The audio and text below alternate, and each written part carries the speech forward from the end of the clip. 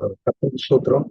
இந்த சாயந்திர வேளையிலே நாம் இப்படியாக ஒரு சபையாக, ஒரு குடும்பமாக நாம் இந்த வேளையிலே நாம் தேவனை துதிக்கும்படியாக, தேவனுடைய வார்த்தை வார வாரம் கர்த்தாவே நாங்கள் கேட்கும்படியாக, கர்த்தாவே நீர் உம்முடைய வார்த்தைகளை எங்களை கொண்டு நீங்க வெளிப்படுத்துகிற உன்னத தயவுக்காய் ஸ்தோத்திரம் கர்த்தாவே. கர்த்தாவே விசேஷமாக இங்கு கலந்து கொண்டிருக்கிற ஒவ்வொருக்காய் நாங்கள் வருகிறோம். வரப்போகிற ஒவ்வொருவருக்காய் வருகிறோம். இருக்கிற தடைகளை எல்லாம் நீக்கி போட்டு கர்த்தாவே இந்த வேத பாடத்திலே கலந்து கொள்ளத்தக்கதாய் கர்த்தாவே நீங்க கிருப பாராட்ட போகிற உன்னத தயவுகளுக்காய் உமக்கு நாங்கள் நன்றி செலுத்துகிறோம் கர்த்தாவே. நீர் என்னை மறைத்து உங்களுடைய வார்த்தையை வெளிப்படுத்துமாறும் படத்துல தயவாய் படத்துல கெஞ்சுகிறோம் கர்த்தாவே. எல்லாவற்றும் உடைய பாதுபடியில் ஒப்புடுகிறோம். துதி கனமகிமையாவையும் அருமையற்றரும் இப்பெருமான இயேசு கிறிஸ்துவின் இனிதான நாமத்தில் ஏறிடுகிறோம் நல்ல பிதாவே, மெயின். கர்த்தருக்கு ஸ்தோத்திரம்.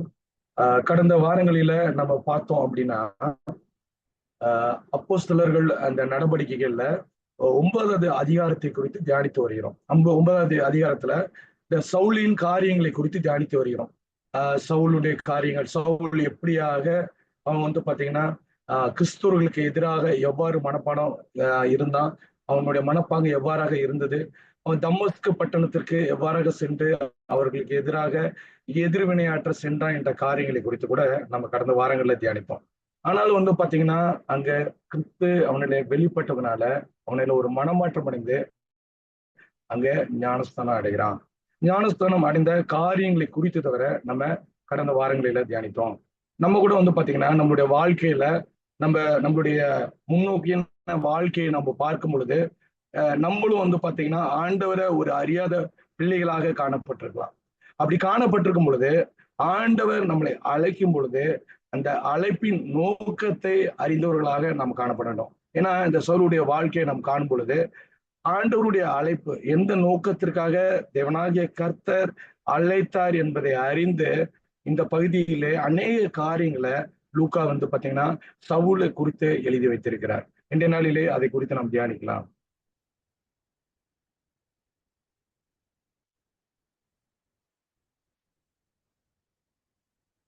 கடந்த வாரங்களில வந்து பாத்தீங்கன்னா நம்ம 9வது அதிகாரத்துல வந்து பாத்தீங்கன்னா 18வது வசனம் வரை தியானித்தோம். இந்த நாளில 19வது வசனம் பாத்தீங்கன்னா இப்படியாக சொல்லியிருக்கு.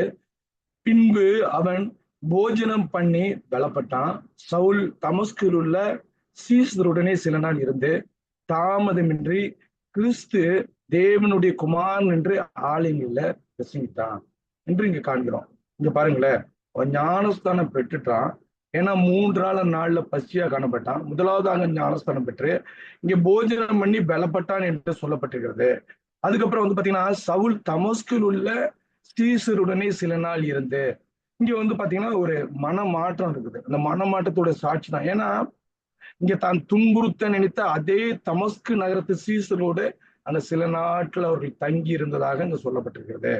அங்க வந்து அவனிடத்துல ஒரு மனமாற்றம், ஒரு பெரிய மனமாற்றம் இருக்கிறது. என்ன பண்றான்?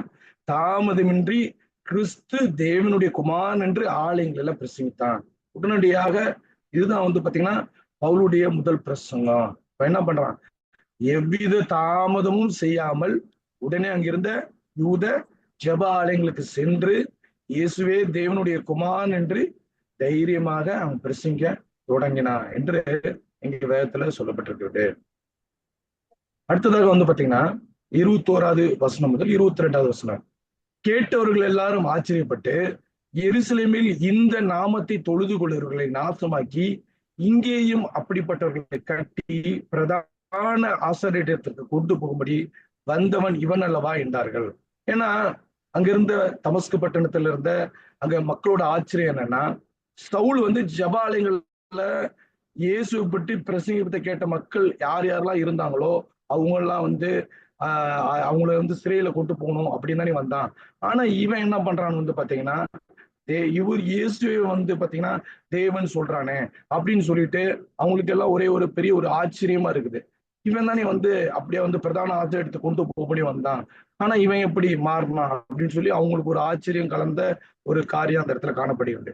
இந்த 22வது வருஷத்துல பாக்குறப்ப சவுல் அதிகமாக திடம் கொண்டு இவரே கிறிஸ்துவென்று திஷ்டாந்தப்படுத்தி தமஸ்குவிலே குடியிருக்கிற யூதர்களை கலங்க பண்ணுகிறான். அதான் வந்து பாத்தீங்கன்னா முதல் பிரசங்கம். அவன் எப்படி அதாவது எப்படி இங்க சொல்லப்பட்டிருக்குன்னா, இவரே கிறிஸ்துவென்று திஷ்டாந்தப்படுத்தி தமஸ்குவிலே குடியிருக்கிற யூதர்களை கலங்கப்படுத்தினான் என்று சொல்லப்படுத்திருக்கு. அப்ப திஷ்டாந்தப்படுத்துதல் என்றால் அப்படின்னா என்னன்னா, அதாவது ஒரு காரியத்தை, அதாவது உண்மையான ப்ரூஃபோட, ஆதாரங்களோட, எடுத்துக்காட்டோட ஒரு ஆணித்தரமா நிரூபிக்கிற காரியம் தான் வந்து பாத்தீங்கன்னா அந்த திருஷ்டாந்தம் அப்படின்னு சொல்லுது. சவுல் வந்து பாத்தீங்கன்னா சும்மா வந்து ஒரு சாதாரண ஒரு பிரசங்கம் பண்றவன் மட்டும் கிடையாது. அவன் வந்து பாத்தீங்கன்னா ஒரு பரிசேயன். அவன் வந்து பாத்தீங்கன்னா கமாலியர் பாதத்துல அமர்ந்து அநேக நியாய பிரமாணங்களை, பழைய நியாய பிரமாணங்களை ஃபுல்லா அவன் கற்று தேர்ந்தவன். அதனால என்னன்னா, யூதர்கள்கிட்ட வந்து பாத்தீங்கன்னா ஆதாரபூர்வமாக விளக்கி வாதிட்டு இவரே தேவன் அப்படின்னு சொல்லி நிரூபித்து காமிக்கிறான். இவரே கிறிஸ்துவென்று அவன் வந்து ப்ரூவ் பண்ணி காமிக்கிற காரியங்கள் தான் வந்து இங்க சொல்லப்பட்டிருக்கிறது. அடுத்தது 23 இருந்து 26 வசனம். அநேக நாள் சென்ற பின்பு யூதர்கள் அவனை கொலை செய்யும்படி ஆலோசனை பண்ணினார்கள். அவர்களுடைய யோசனை சவுலுக்கு தெரிய வந்தது. அவனை கொலை செய்யும்படி அவர்கள் இரவும் பகலும் கோட்டை வாசல்களை காத்து கொண்டிருந்தார்கள். சீசர்கள் ராத்திரியிலே அவனை கூட்டிக் கொண்டு போய் ஒரு கூடையில வைத்து மதில் வழியா இறக்கி விட்டார்கள். சவுல் எருசலேமுக்கு வந்து சீசருடனே சேர்ந்து கொள்ள பார்த்தான். அவர்கள் அவனை சீசர் என்று நம்பாமல் எல்லோரும் அவனுக்கு பயந்திருந்தார்கள். நம்ம இந்த அதிகாரத்தை நம்ம கண்டினியூ தியானிக்கிறப்ப வந்து பாத்தீங்கன்னா, நம்ம அந்த 19 அப்புறம் 20, 21, 22 அப்படியே படிக்கிறப்ப இதை நம்ம தொடர்ந்து தியானிச்சோம்னா நம்ம நினைக்கலாம் ஒரே கோர்வையா இருக்கு அப்படின்னு நினைக்கலாம். ஆக்சுவலி அப்படி கிடையாது. ஏன்னா வந்து பாத்தீங்கன்னா ரெண்டு வகையா வந்து நம்ம இந்த புத்தகத்தை வந்து தியானிக்கணும். எப்படி தியானிக்கணும்னா, நீங்க இந்த வசனம் 23 முதல் 26 வசனத்தை நம்ம எப்படி தியானிக்கலாம் அப்படின்னா, அப்போஸ்தலர் நடவடிக்கைகள் அந்த புத்தகத்தை நம்ம தியானிக்கிறப்ப லூக்கா வந்து அவருடைய பவுலுடைய வாழ்க்கை குறிப்பை எழுதியிருக்காரு. வாழ்க்கை குறிப்பு பவுலுடைய மற்ற அப்போஸ்தலர்கள் வாழ்க்கை குறிப்பு எழுதியிருக்காங்க. ஆனா பவுல் வந்து பாத்தீங்கன்னா நிருபங்கள்ல மற்றவர்களுக்கு கடிதங்களும் தன்னை பற்றி சுயசரியும் சில இடத்துல எழுதியிருக்கிறாங்க. அப்ப எல்லா விஷயங்களையும் நம்ம கம்பேர் பண்ணி படிக்கிறப்பதான் அப்ப அந்த வசனங்களுக்கு நடுப்புற என்னென்ன காரியங்கள் நடந்தது அப்படின்னு தெரிய வரும். ஓகேங்களா?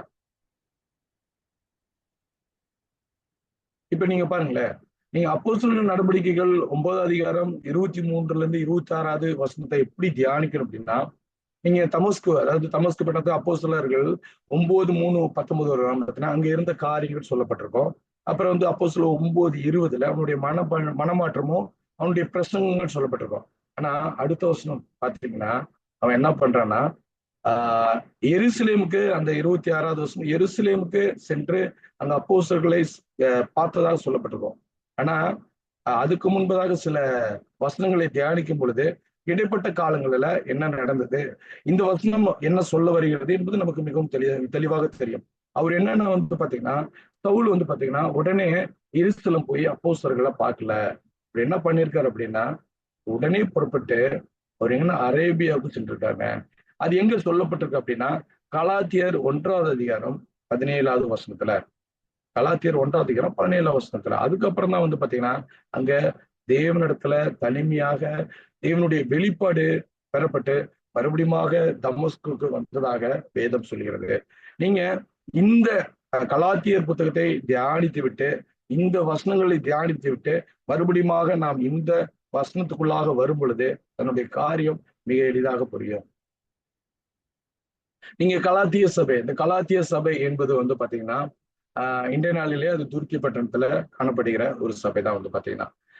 நீங்க வந்து பாத்தீங்கன்னா கலாத்தியர்கள புத்தகத்துல வந்து பாத்தீங்கன்னா 2வது அதிகாரத்துல எழுதும் பொழுது அங்க பவுல் சொல்லுகிற காரியங்கள் என்னன்னா, கலாத்திய நாட்டு சபைகளுக்கு என்று அப்படின்னு எழுதுவார். கலாத்திய நாட்டு சபைகளுக்கு.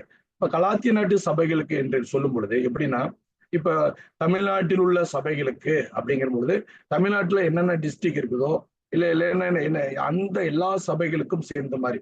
ஏன்னா இவர்கள் வந்து பாத்தீங்கன்னா பவுல் தன்னுடைய முதலாவது மிஷினரி பயணத்துல இந்த துருக்கிகள்ல தான் வந்து பாத்தீங்கன்னா அந்த முதலாவது மிஷினரி பயணம் நடந்தது. அப்ப அங்க வந்து பாத்தீங்கன்னா அந்தியோகியா, இக்கோனியா, லீஸ்திரா, தெர்பே அந்த இடங்களுக்கு எல்லாம் போனாங்க. அங்க போயிட்டு சபைகளை அவங்க நிறுவுறாங்க. நீங்க அப்போஸ்தலர்கள் 13வது அதிகாரம் 14வது அதிகாரத்துல நீங்க பார்க்கும் பொழுது தெரியும். அப்ப அந்த சபையில ஒரு மிகப்பெரிய பிரச்சனை வருது. ஏன்னா இவரு சபையை நிறுவி வந்தது பிறகு அங்க வந்து பாத்தீங்கன்னா சில யூத கள்ள போதகர்கள் அங்க நுழைந்து அவங்க விசுவாச மத்தியில அவங்க சில குழப்பத்தை கொண்டாடுறாங்க. என்ன மாதிரி குழப்பங்கள் அப்படின்னா வந்து பாத்தீங்கன்னா, தவறான போதனைகள் அங்க வந்து கொண்டாடுறாங்க. நீங்க சடங்குகள்லாம் ஃபாலோ பண்ணும், நீங்க வந்து இயேசு கிறிஸ்துவ மட்டும் ஏற்றுக்கொண்டா பத்தாது, விருத்த சேதனம் பண்ணணும், அப்படி விருத்த சேதனம் பண்ணாதான் ரட்சிக்க முடியும் அப்படின்னு வந்து சொல்லுகிற காரியங்களும் சொல்லப்பட்டிருக்கும். ஆனா பவுல் அதை குறித்து இதை கேள்விப்பட்டு கலாத்திய சபைக்கு 2வது அதிகாரம் 16 அந்த வசனங்களை எவ்வாறு சொன்னா, நீங்க வந்து பாத்தீங்கன்னா இயேசு கிறிஸ்து மேல் வைக்கும் விசுவாசத்தினாலே நீதிமானாக்கப்படுகிறார் அப்படின்னு வந்து அங்க சொல்றாங்க. வந்து பாத்தீங்கன்னா பவுல் அங்க சொல்கிற காரியங்கள். அதே மாதிரி பாத்தீங்கன்னா பவுலுடைய அதிகாரங்களை குறித்து கூட அவங்க குறைத்து மதிப்பிட்டு அந்த அந்த யூதர்கள் அங்க சொல்லிட்டு போயிருப்பாங்க. என்ன மாதிரி சொல்லிட்டு போயிருப்பாங்கன்னா, இவர்கள் வந்து பாத்தீங்கன்னா இயேசு கிறிஸ்துவோடு இருந்த அப்போஸ்தலன் கிடையாது, இவன் வந்து பாத்தீங்கன்னா 2ஆம் தர அப்போஸ்தலன் அப்படிங்கிற காரியங்கள்லாம் குறித்துக்கிட்டு சொல்லிட்டு போயிருப்பாங்க.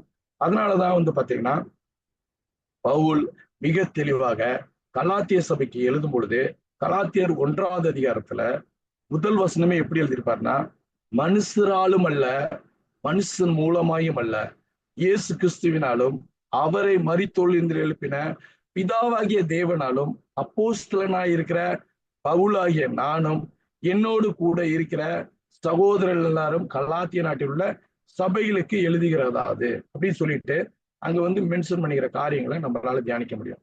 அப்ப வந்து பாத்தீங்கன்னா இன்னொரு காரியங்களை மிக தெளிவா சொல்றாங்க. மனுஷரையா தேவனையா யாரை நாடி போதிக்கிறேன்? மனுஷரையா பிரியப்படுத்த பார்க்கிறேன்? நான் இன்னும் மனுஷரை பிரியப்படுத்தினா இருந்தால் நான் கிறிஸ்துவின் ஊழியக்காரன் அல்லவே அப்படின்னு வந்து சொல்றாரு வந்து பாத்தீங்கன்னா. அதனாலதான் வந்து பாத்தீங்கன்னா தொடர்ந்து 11வது வசனத்துல 12வது வசனத்துல 1வது அதிகாரத்துல மேலும் சகோதரரே, என்னில் பிரசங்கிக்கப்பட்ட சுவிசேஷம் மனுஷருடைய யோசனையின் படியானது அல்லவென்று உங்களுக்கு தெரிவிக்கிறேன். என்கிட்ட இருந்து வந்த பிரச்சனம் நான் எந்த மனுஷன் இருந்து பெறல, நான் அதை மனுஷனால பெற்றதும் இல்லை, மனுஷனால கற்றதும் இல்லை, இயேசு கிறிஸ்துவே அதை எனக்கு வெளிப்படுத்தினார் என்று இங்க 12வது வருஷத்துல 1 கலாத்தியர்ல அங்க மிக தெளிவாக சொல்லியிருப்பாரு வந்து பாத்தீங்கன்னா. அது ஏன் இந்த ரொம்ப நம்ம இது தெரிஞ்சுக்கணும் அப்படின்னா, ஒரு மிக தெளிவாக சொல்றாரு வந்து பாத்தீங்கன்னா. எப்படி சொல்றாங்க அப்படின்னா, தம்முடைய அந்த 6வது அந்த அதுலயே தொடர்ந்து 1வது அதிகாரத்திலேயே 6வது வருஷத்துல இவ்வாறு சொல்லுவாரு. எப்படி சொல்றாருன்னா, ஒரு மாம்சத்தோடு ரத்தத்தோடு யோசனை பண்ணாமல் அந்த காரியங்களை குறித்து மிக தெளிவாக சொல்லியிருப்பாங்க. என்னன்னா, தம்முடைய குமாரனை நான் புறஜாதிகளிடத்துல சுவிசேஷமாய் அறிவிக்கும் பொருட்டாக அவரை எனக்குள் வெளிப்படுத்த பிரியமாயிருந்த போது உடனே நான் மாம்சத்தோடும் ரத்தத்தோடும் யோசனை பண்ணாமலும், அவர் என்ன சொல்றாரு, நீங்க அப்போ சொல்ல அந்த அதிகாரத்தை அந்த வசனங்களை நீங்க தியானித்து பார்க்கும் பொழுது, எனக்கு முன்னே அப்போஸ்தலனாரிடத்திலே எருசலேமுக்கு போகாமலும் அரபி தேசத்துக்கு புறப்பட்டு போய் மறுபடியும் தமஸ்கு ஊருக்கு திரும்பி வந்தேன் அப்படின்னு சொல்லிட்டு இங்க 1 கலாத்தியர் 1வது அதிகாரம் 17வது வசனத்துல மிக தெளிவாக சொல்லப்படும். எங்க போறாங்கன்னா, அப்போஸ்தலனிடத்திலே எருசலேமுக்கு போகாமலும் அரபி தேசத்துக்கு புறப்பட்டு போய் மறுபடியும் தமஸ்கு ஊருக்கே திரும்பி வந்தேன் அப்படின்னு சொல்றாங்க. ஒரு மிக ஆழமான ஆவிக்குரிய இது வரலாற்று காரணங்கள்லாம் இருக்குது வந்து. ஏன் அப்படின்னா, அவர் வந்து பாத்தீங்கன்னா தேவனாகிய கர்த்தரிடத்துல இயேசு கிறிஸ்துவத்துலதான் அந்த காரியங்கள்லாம் பெற்றுக் கொள்றாங்க. நீங்க வந்து பாத்தீங்கன்னா மோசே பாத்தீங்கன்னா அவங்க என்ன பண்றாங்க அப்படின்னா, அந்த யாத்திராகமம் நீங்க 19வது வசனத்துல பழைய நியாய பிரமாணங்கள் அந்த சீனாய் மலையில அவர்களுக்கு கிடைக்கப்படுகிறது. அதே மாதிரி வந்து பாத்தீங்கன்னா எலியா கூட வந்து பாத்தீங்கன்னா 1 ஆட்சிகள் அந்த 19வது அதிகாரத்துல வந்து பாத்தீங்கன்னா அவனுடைய ஊழியத்தை ஆயத்தப்படுத்தவும் தேவனுடைய அந்த மெல்லிய சத்தத்தை கேட்கவும் சென்ற இடம் தான் வந்து பாத்தீங்கன்னா சீனாய் மலை. சீனாய் மலையில அந்த ஓரே அந்த இடத்துக்கு தான் போறாங்க. அப்ப ஒரு புதிய ஒரு ஊழியக்காரனாக அவன் தன்னை அர்ப்பணிக்கும் பொழுது அவன் என்ன பண்றான்னா, பழைய அந்த ஏற்பாட்டு தீர்க்க தரிசனிகளை போலவே அவன் என்ன பண்ணான்னா, வண்ணாந்திர ஒரு தனிமையில தேவனை முகமுகமாக தரிசிக்கும் அந்த சீனாய் மலைக்கு அவன் சென்றான் என்று வேதத்துல சொல்லப்பட்டிருக்கு. 2வது இன்னொரு காரணம் என்னன்னா, அவன் நியாய பிரமாணங்களை கட்டவன், நியாய பிரமாணங்களை கமாலியன் பாதத்தர்களை கட்டு தேர்ந்தவன். அப்ப அவனுக்கு ஒரு இது எப்படி இந்த காரியங்கள்லாம் எப்படி நடந்திருக்கும் அப்படிங்கிறத ஒரு ஒரு ஆய்வு செய்யக்கூடிய ஒரு பகுதியாக அவன் எடுத்துக்கொண்டு அவன் தியானிக்க இது எல்லாம் எப்படி இயேசுவில நிறைவேறினது என்பதை தியானிக்க அவன் அந்த இடத்த வந்து சூஸ் பண்ணி அவன் வந்து பாத்தீங்கன்னா அது சீனாய் வனாந்திரத்திற்கு போனான் என்று அவனுடைய வாக்கியங்களே சொல்லப்பட்டிருக்கு. இன்னொன்னு வந்து பாத்தீங்கன்னா இந்த தேவ வெளிப்பாடு எல்லாமே அவன் என்னன்னா வந்து பாத்தீங்கன்னா பவுல் வந்து ரட்சிக்கப்பட்ட உடனே வந்து பாத்தீங்கன்னா எருசலேம் வந்து அப்போஸ்தல சென்று ஆலோசனை கேட்கலாம் விரும்பவே இல்லை. ஏன்னா தன்னோட ஊழியம் மனுஷரால வந்ததல்ல, இயேசு கிறிஸ்துவினாலே நேரடியாக பெற்று என்பதை அவன் நிரூபிக்க வேண்டியிருந்தது. அதனாலதான் சொல்றான், மாம்சத்தோடும் ரத்தத்தோடும் நான் உடனே ஆலோசனை பண்ணாமலும் அரேபிய தேசத்துக்கு புறப்பட்டு போய் அப்படின்னு சொல்லி சொல்றான். அப்ப நீங்க கலாத்தியர் 1:11-12 கூட கிளியரா சொல்லியிருப்பாங்க. அவனுக்கு வந்து என்ன சொல்லியிருக்காங்கன்னா, பவுலுக்கு நேரடியாக இயேசு கிறிஸ்து தோன்றி சுவிசேஷத்தின் ரகசியங்களை உபதேசிக்கப்பட்டது என்று அங்க சொல்லப்பட்டிருக்கிறது. அதை தான் குறித்து அங்க சொல்லுகிறாரு வந்து பாத்தீங்கன்னா அந்த கலாத்திய சபைக்கு வந்து பாத்தீங்கன்னா. அப்போ நம்ம அவர் எங்க போயிருக்காரு அப்படின்னா, எருசலேம்ல அப்போஸ்தலர்களை அவர் முதலாவது சந்திக்கவில்லை. அந்த காரியம் முடிந்த பிறகு அவர் சென்ற இடம் வந்து பாத்தீங்கன்னா சவுதி அரேபியா. அப்ப இந்த அதாவது 22வது வசனத்துக்கும் 23வது வசனத்துக்கும் இடைப்பட்ட காரியங்கள் அதான். அநேக நாள் சென்ற பின்பு அப்படின்னா, அநேக நாள் சென்ற பின்னா அதற்கு முன்பு அவர் எங்க போயிருந்தார்னா அரேபிய தேசத்துக்கு அவர் சென்றிருந்தார். அப்ப மறுபடியும் அவர் தமஸ்கு பட்டணத்துக்கு வருகிறார். அப்போ வரும் பொழுது யூதர்கள் அவனை கொலை செய்யும்படி ஆலோசனை பண்ணினார்கள் என்று சொல்லப்பட்டிருக்கு. அவர்களுடைய யோசனை சவுலுக்கு தெரிய வந்தது. அவனை கொலை செய்யும்படி அவர்கள் இரவும் பகலும் கோட்டை வாசலை காத்து கொண்டிருந்தார்கள். சீசர்கள் ராத்திரியிலே அவனை கூட்டிக் கொண்டு போய் ஒரு கூடியில வைத்து மதில் வழியா இறக்கி விட்டார்கள். அப்போ இங்க 2 கொரிந்தியர் 11வது வசனத்துல நீங்க தியானித்து பார்க்கலாம். நீங்க அந்த கலாத்திய சபைக்கு எப்படி வந்து ஒரு காரியத்தை குறித்து தன்னை குறித்து வெளிப்படுத்தியிருந்தாரோ, அதாவது வந்து அவர் அரபி தேசத்துக்கு சென்றார் என்று சொல்லப்பட்டிருந்தாரோ, அதே போல 2 கொரிந்தியர் 11வது அதிகாரத்துல என்ன காரியங்கள் சொல்றாரு அப்படின்னா, அவர் பட்ட அந்த பாடுகளை, முதலாவது பட்ட பாடுகளை குறித்து கூட சொல்லியிருப்பார். என்னன்னா, அவனை கொலை செய்யும்படி ஆலோசனை பண்ணினார்கள். அது யோசனை சவுலுக்கு தெரிய வந்தது. அவனை வந்து பாத்தீங்கன்னா சீசர்கள் ராத்திரிலே அவனை கூட்டி போய் கூடையில வைத்து மதில் வழியா இறக்கி விட்டார்கள். அப்ப நீங்க 2 கொரிந்தியர் 11வது அதிகாரம் 32வது வசனத்துல நீங்க பார்க்கும் பொழுது, தமஸ்கு பட்டணத்து அரத்த ராஜாவினுடைய சேனை தலைவன் என்னை பிடிக்க வேண்டும் என்று தமஸ்குடைய பட்டணத்தை காவல் காத்து வைத்தான். அப்பொழுது நான் கூடியில வைக்கப்பட்டு ஜன்னலில் இருந்து மதில் வழியா இறக்கிவிடப்பட்டு அவனுடைய கைக்கு தப்பினேன் என்று இங்க சொல்லப்பட்டிருக்கிறது. அப்போ முதலாவது அவன் வந்து பாத்தீங்கன்னா அரபி தேசத்துக்கு சென்று மறுபடியும் அவன் தமஸ்கு பட்டணத்துக்கு வருகிறான். தமஸ்கு பட்டணத்துக்கு வந்து அவன் மறுபடியும் அவன் கூடையிலே தப்பிக்கிற காரியங்கள் சொல்லப்பட்டிருக்கிறது.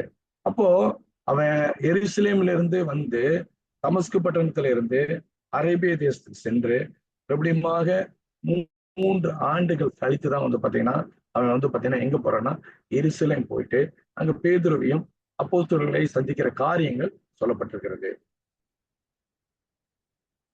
26வது வசனம் 27வது வசனம். சவுல் எருசலேமுக்கு வந்து சீசனுடனே சேர்ந்து கொள்ள பார்த்தான்.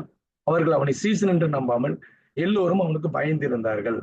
அப்பொழுது பர்னபா என்பவன் அவனை சேர்த்து கொண்டு அப்போஸ்தலத்துல அழைத்து கொண்டு போய் பலியிலே அவன் கர்த்தரை கண்ட விதத்தையும் அவர் அவனுடனே பேசினதையும் தமஸ்குவிலே அவன் இயேசுவின் நாமத்தினாலே தைரியமாய் பிரசங்கித்தையும் அவர்களுக்கு விவரித்து சொன்னான்.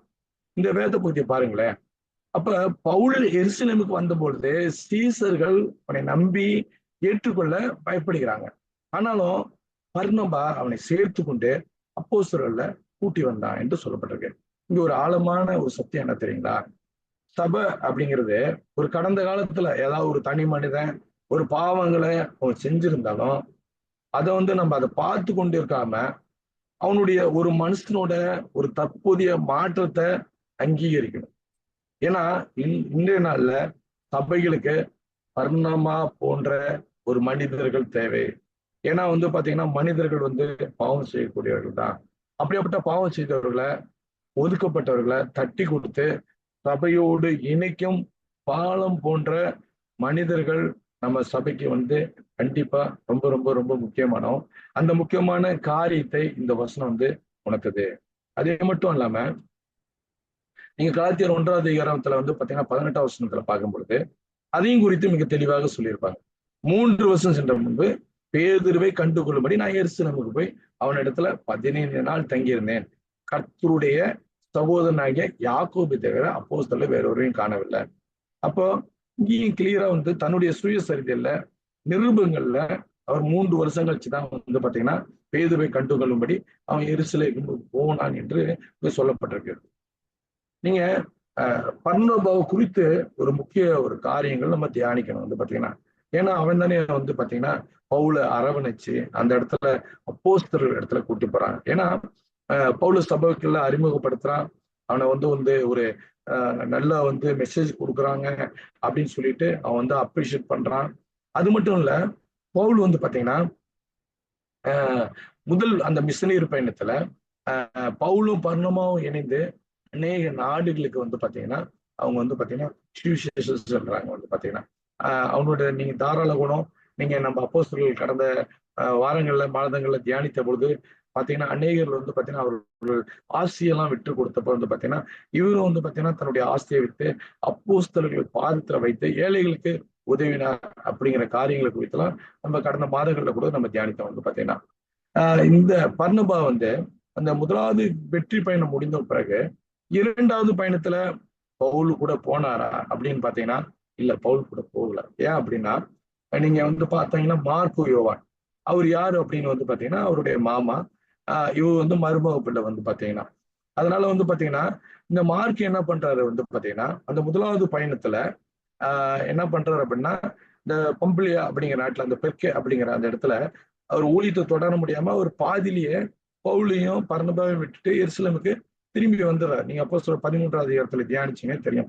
அப்ப 2வது பயணத்துல அவர் என்ன சொல்றாரு, பர்னபா என்ன சொல்றாரு, யோவான் மார்க்கையும் நம்ம கூட்டிட்டு போலாம் அப்படின்ட்டு பவுல்கிட்ட சொல்றப்ப பவுல் இல்ல, சம்மதிக்கல. இல்ல வந்து இவரை நான் வந்து கூட்டு போக வந்து அலோவ் பண்ண மாட்டேன் அப்படிங்கிறப்ப 2 பேருக்கும் வாக்குவாதம் வந்து இவர்கள் இருவரும் பிரிந்து தனித்தனியாக ஊழியங்கள் செய்வதாக வேதத்துல சொல்லப்பட்டிருக்கு. ஆனாலும் இந்த மார்க்கு யோவானை குறித்து திமுத்திக்கு எழுதிருப்ப சொல்றாரு, இவன் வந்து நல்ல ஊழியக்காரன், இவனை உன்னோட ஊழியத்துல அழைத்து கொண்டு வா என்று பின்னாட்களில சொல்வதாய் வேதத்துல சொல்லப்பட்டிருக்கிறது. அப்ப பர்னபா போன்ற முக்கியமான பங்களிப்பு பண்ணக்கூடிய ஆட்கள் நம்முடைய சபைக்கு மிக மிக முக்கிய தேவைகளாக உள்ளனர். அடுத்ததாக 28வது வசனம் 29வது வசனம் வர சொல்லியது. அதன் பின்பு அவன் எருசலேம்ல அவரிடத்துல போக்கும் வரத்துமாயிருந்து கர்த்தராகிய இயேசுவின் நாமத்தினாலே தைரியமாய் பிரசங்கித்து கிரேக்கினுடைய பேசி தக்கித்தான் அவர்களோ அவனை கொலை செய்ய எத்தனம் பண்ணினார்கள். நீங்க வந்து பாத்தீங்கன்னா இங்க அவன் எருசலேம்ல போக்கும் வரத்துமா அவன் காணப்படுகிறான். இங்க வந்து பாத்தீங்கன்னா இயேசு கிறிஸ்துவ பத்தி அவன் தைரியமா கிரேக்கனோட வந்து பாத்தீங்கன்னா அவன் பேசக்கூடிய காரியங்கள்லாம் சொல்லப்பட்டிருக்கு. நம்ம நினைக்கலாம் எருசலேம்ல அவனை போக்கும் வரத்துமா இருந்தது, அப்போ வந்து எல்லா அப்போஸ்தலர்களையும் அவன் சந்தித்து இருப்பானா அப்படின்னு நம்ம பார்க்கும் பொழுது ஒரு காரியம் வந்து அப்போஸ்தலர்கள் 15வது அதிகாரத்துல சொல்லப்பட்டிருக்கும். என்னன்னா விருத்த சேதனம் குறித்து காரியங்களை ஆலோசிக்க எருசலேம்ல ஒரு சங்கம் வந்து அங்க கூடியது வந்து பாத்தீங்கன்னா, அப்போ அந்த தூண்களாக எண்ணப்பட்ட யாக்கோபு, கேபா எனப்பட்ட பேதுரு, யோவான் ஆகியோரை மட்டும் தான் பாத்தீங்கன்னா பவுல் சந்தித்ததாக குறிப்பிடுகிறார். அப்ப நீங்க வேதத்துல வேற எங்கேயுமே இருக்கிற அந்த மத்த 12 அப்போஸ்தலர்களை, அதாவது அந்திரேயா இருக்கட்டும், பிலிப்பா இருக்கட்டும், தோமா இருக்கட்டும், மத்தியா இருக்கட்டும், மற்றவர்களை அவர் சந்தித்ததா வேதத்துல எங்கேயுமே சொல்லப்படல. அப்ப இவரு 3 பேர் தான் வந்து பாத்தீங்கன்னா வேதத்துல அப்போஸ்தலர்களை அவரு சந்திச்சிருக்காரு. இந்த காரியங்கள் இதுல நமக்கு தெரியுது. அவன் வந்து பாத்தீங்கன்னா அடுத்ததாக கர்த்தராகிய இயேசு நாமத்துல தைரியமாக பிரசங்கித்து கிரேக்கருடனே பேசி தர்க்கித்தான் என்று சொல்லப்பட்டிருக்கிறது. ஆமா, எருசலேம்ல அவங்க சீசர்களோடு இணைந்து பவுல் அங்கிருந்த கிரேக்க மொழி பேசும் யூதர்களோட தேவனுடைய இயேசுவின் காரியங்களை இயேசுவே கிறிஸ்து என்று தைரியமாக விவாதித்தான் அப்படின்னு சொல்லப்பட்டிருக்கு. பிரசங்கம் செய்தான்னு சொல்லப்பட்டிருக்கு. அதனால கோபம் அடைந்தவங்க அவங்க யூதர்களை வந்து அவங்க வந்து பாத்தீங்கன்னா பவுல அவங்க கொலை செய்ய அவங்க திட்டமிடுகிறாங்க. 30வது வசனம் வர சொல்லிட்டு சகோதரரை அதை அறிந்து அவனை செசேரியாவுக்கு அழைத்து கொண்டு போய் தர்சுவுக்கு அனுப்பிவிட்டார்கள். கிரேக்க யூதர்கள் வந்து பவுல கொலை செய்ய திட்டமிட்டது அறிந்து எருசலேம்ல இருந்த விசுவாசிகள் அவனை பத்திரமாக பாதுகாத்து அந்த செசேரியா துறைமுக பட்டணத்துக்கு அழைத்து சென்று அங்கிருந்து கப்பல் மூலியமாக அவனுடைய சொந்த ஊரான தர்சுக்கு அனுப்பிச்சு விடுறாங்க. இதுக்கப்புறம் வந்து பாத்தீங்கன்னா இந்த அதிகாரத்துல பேதுருவை குறித்துதான காரியங்கள் சொல்லப்பட்டிருக்கிறது. நம்ம அடுத்த வாரத்துல பேதுருவை குறித்ததான காரியங்களை தியானிக்கலாம். இடைநாளிலே தொடர்ந்து செப்பிக்கலாம். நல்ல ஆண்டவரே, அன்பு கர்த்தாவே ஸ்தோத்திரம். இந்த வேலையை நீங்க கொடுத்த தயவுகளுக்காக ஸ்தோத்திரம். இந்த அதிகாரத்துல இந்த பவுனுடைய காரியங்களை குறித்து நாங்கள் தியானித்தோம். கர்த்தாவே ஸ்தோத்திரம், நன்றி கர்த்தாவே. எப்படியாக அவன் கிறிஸ்துவ மக்களுக்கு எதிராக காணப்பட்டான். அப்படிங்க காணப்படும் பொழுது அந்த கர்த்தாவே நீங்க அந்த தமஸ் பட்டணத்துல கர்த்தாவே நீங்க அவனுக்கு எதிராக வந்தீங்க என்று பாட்டு பொழுது அவன் உண்மை ஏற்றுக்கொண்டான் என்று நாங்கள் காணுகிறோம் கர்த்தாவே. அவன் ஞானஸ்தானம் பெற்றான் என்று நாங்கள் காணுகிறோம் கர்த்தாவே. ஸ்தோத்திரம் கர்த்தாவே. ஞானஸ்தானம் பெற்றது மட்டுமல்லாம நேயருக்கு உண்மை அறிவிக்கும்னாக அவன் மாறினான் என்று நாங்கள் காணுகிறோம் கர்த்தாவே. அவன் கர்த்தாவே பழைய கர்த்தாவே ஏற்பாட்டிலே இந்த பழைய உடன்படிக்கை எந்த இடத்துல பெற்றுக்கொண்டதோ அதே இடத்துல கர்த்தாவே உம்முடைய வார்த்தையை அவன் பெற்றுக்கொண்டு அநேக நிருபங்களை எழுதின ஒரு மகனாக கர்த்தாவே காணப்பட்டான் என்று நாங்கள் காணுகிறோம் கர்த்தாவே. ஊழியத்துல உத்தமனாய் காணப்பட்டான் என்று காணுகிறோம் கர்த்தாவே. ஸ்தோத்திரம் கர்த்தாவே, நன்றி. அப்படியாப்பட்ட கர்த்தாவே ஆத்துமாக்களை நீங்க எங்களுடைய சபைகளை நீங்க ஏற்படுத்த போகிற தயவுகளுக்காக ஸ்தோத்திரம் கர்த்தாவே. நாங்களும் அப்படியாக நீங்க எங்களை உபயோகப்படுத்த போகிற தயவுகளுக்காக ஸ்தோத்திரம் கர்த்தாவே. நன்றியோடு செபிக்கிறோம். இந்த நேரத்தை கொடுத்த உன்னத தயவுகளுக்காக உங்க கோடாக ஸ்தோத்திரம். எல்லாவற்றையும் கரங்களை ஒப்படுகிறோம். துதிக நம்ம இமையாவையும் அறிவிக்க இயேசு கிறிஸ்து நாமத்தில் ஜெபிக்கிறோம் நல்ல பிதாவே.